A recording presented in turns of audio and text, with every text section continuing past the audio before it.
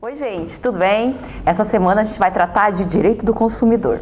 É uma matéria bem interessante, principalmente quando nós estamos atuando como consumidores ou, claro, quando vocês forem trabalhar como fornecedores de produtos ou serviços, né?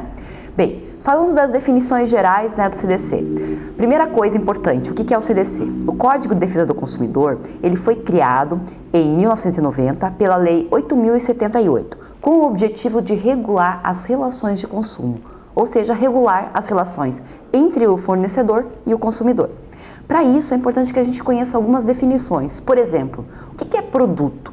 Produto é toda mercadoria que é colocada à venda no comércio. Pode ser um automóvel, pode ser uma roupa, uma casa, um alimento. Tudo isso é um produto. E o produto, ele pode ser de dois tipos. Ele pode ser um bem, um produto durável ou um produto não durável. Produto durável é aquele que não desaparece com o uso. Você usa e ele continua existindo. Nesse caso, o que poderia ser? Um carro, uma geladeira, uma casa. Já produto não durável é aquele que acaba ou se consome com o próprio consumo. Por exemplo, comida, um alimento, um sabonete, pasta de dente. Você, ao usar, ele se acaba. Por que é importante essa definição? Porque isso vai influir no prazo de garantia em relação a esse tipo de produto. E o que é um serviço?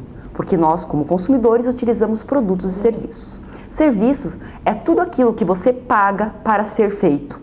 Por exemplo, um corte de cabelo, conserto de um carro, de um eletrodoméstico, serviço bancário, serviço de seguro, um serviço público, todos eles são considerados serviços e estão também protegidos no âmbito do CDC. O serviço também pode ser durável e não durável. O que é um serviço durável? É aquele que custa a desaparecer com o uso. Por exemplo, a pintura de uma casa. Você paga para fazer o serviço de pintar. Esse é um serviço durável. Já um serviço não durável é aquele que acaba muito depressa. Por exemplo, lavar uma roupa. Você vai numa lavanderia e lava a roupa. A roupa suja logo depois. O serviço, ele acontece naquele período em que ela é lavada. Então essas são as definições daquilo que a gente consome, produtos e serviços. Quem é o consumidor? Consumidor é aquela pessoa que compra um produto ou que contrata um serviço para satisfazer as suas necessidades pessoais ou de sua família. Também é considerado consumidor vítimas de acidentes causados por produtos defeituosos, mesmo que não tenha sido ele que adquiriu o produto. Ainda também são considerados consumidores todas as pessoas que são expostas a uma prática abusiva que esteja previsto no Código de Defesa do Consumidor. Por exemplo, publicidade enganosa ou publicidade abusiva. Qualquer produto que você consuma ou serviço que você contrate, desde a compra de uma balinha até o serviço de um amolador de tesouras, tudo torna você um consumidor, desde que seja para suprir a tua necessidade como consumidor final. Por que eu digo isso? Porque em algumas situações nós adquirimos produtos ou contratamos serviços, mas eles servem para o nosso negócio. E nesse caso, quando nós não consumimos aquele produto como nós sendo consumidores finais, nós não necessariamente seremos os consumidores daquele produto. Por isso é importante fazer essa distinção. Além disso, é importante destacar, tá? Tanto uma pessoa física quanto uma pessoa jurídica pode ser o consumidor, se ele for aquele que vai utilizar. Por exemplo, uma empresa que vende calçados, uma loja, ela compra papel higiênico para colocar no banheiro. Ela é a consumidora final do papel higiênico. Já se eu, por exemplo, faço prestação de serviço de pintura e eu compro tinta para ir pintar na casa de alguém, eu não sou o consumidor final. Então é importante ter essa distinção. E bom, se eu tenho de um lado o consumidor, do outro, ou juntamente na relação, eu tenho o fornecedor. Quem é o fornecedor?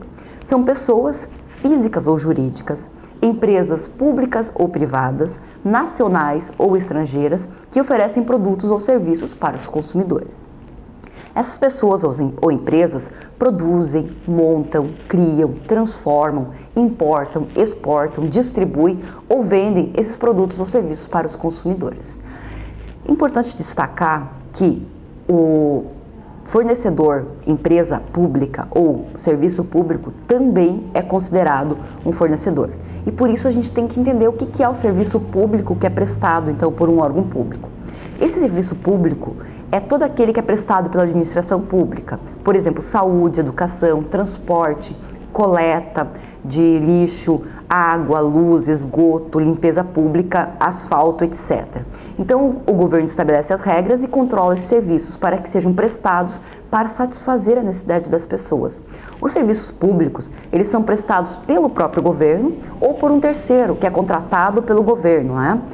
Ambos são obrigados a prestar um serviço adequado, eficiente, seguro e, quando são essenciais esses serviços, lembra da essencialidade da aula de direito administrativo? Pois é, quando são essenciais, devem ser prestados de forma contínua. Os consumidores pagam pelos serviços públicos, assim como pagam por um serviço privado, e eles têm direito a receber um serviço público de qualidade. Ainda a definição de relação de consumo. O que é a relação de consumo? Para alguém vender, é preciso ter pessoas que comprem. O contrário, para alguém comprar, é preciso que tenha alguém que venda. Isso é a relação de consumo.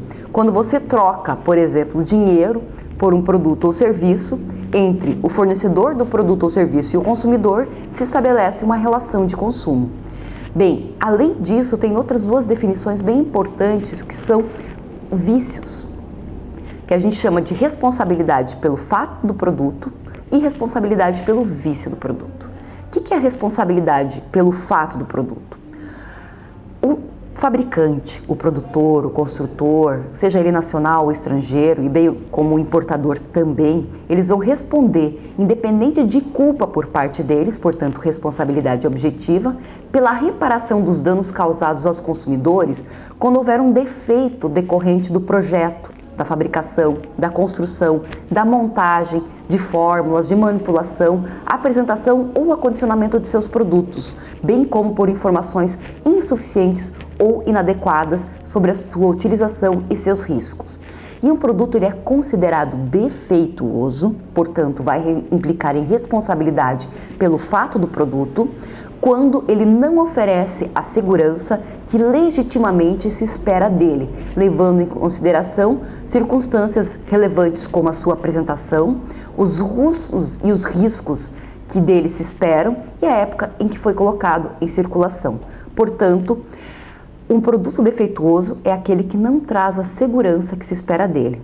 Isso não quer dizer que o produto não é defeituoso quando eu tenho outro de qualidade melhor, não é isso. É quando eu esperava uma certa garantia de segurança em relação a ele e essa garantia não é oferecida pelo próprio produto. Isso é diferente da responsabilidade pelo vício do produto ou do serviço. Quando os fornecedores de produtos de consumo duráveis ou não duráveis, eles oferecem produtos que tenham vícios de qualidade ou vícios de quantidade que os tornem impróprios ou inadequados para o consumo, eles respondem objetivamente por essa prestação. Isso quer dizer não que o produto seja defeituoso, ou seja, não seja seguro para o consumo, mas que ele tenha uma qualidade ou uma quantidade diferente daquilo que se esperava. Isso é o vício do produto. Então são essas definições básicas que eu gostaria de passar nesse primeiro vídeo para vocês. Uma boa aula e uma boa semana.